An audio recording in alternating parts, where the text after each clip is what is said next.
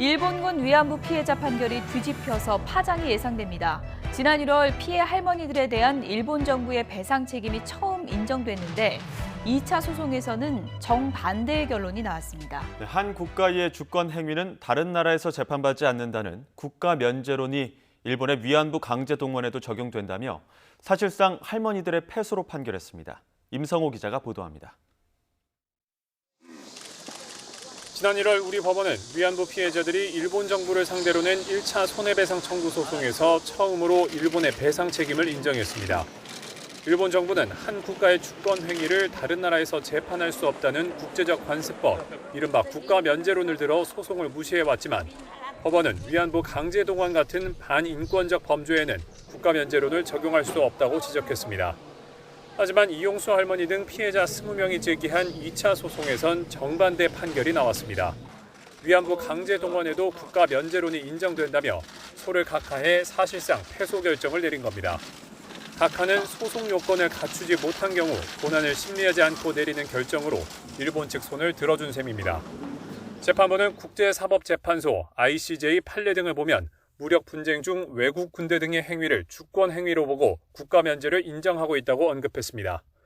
그러면서 과거 일본의 위안부 강제 동원도 중일전쟁과 태평양전쟁 시기 군사적 목적으로 실행한 것이라며 중대한 인권 침해로 위법 소지가 있지만 국가 면제의 예외로 볼 사정은 없다고 밝혔습니다.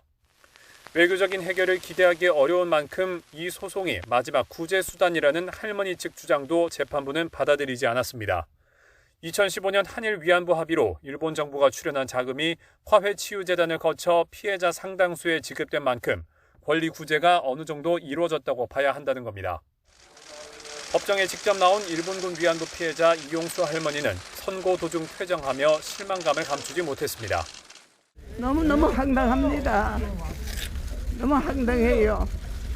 어쨌거나 저 결과가 좋게 나고 나쁘게 나고 가네.